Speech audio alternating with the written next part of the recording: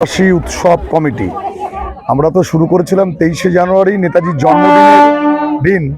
আমাদের পলাশী উৎসব হলো 9 দিন ধরে। আজ আমরা আমাদের পলাশীতে পলাশী বসন্ত উৎসব, এটা প্রথম আমরা। আমাদের ট্যাগলাইন সম্প্রীতির রং লাগুক মনে। আমরা যা চেয়েছি সেটা হলো যে সমস্ত বিভেদ, হিংসা, দেশ, ঘৃণা এগুলো সব দূরে সরে যাক, সবাই ভালোবাসার রঙে মেতে উঠুক। এবং আমাদের এই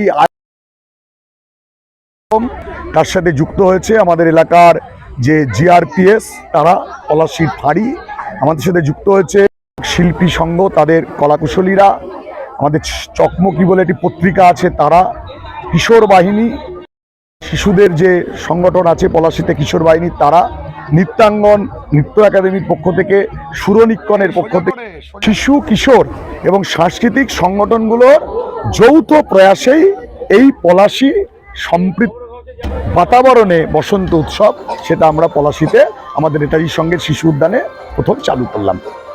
আচার্য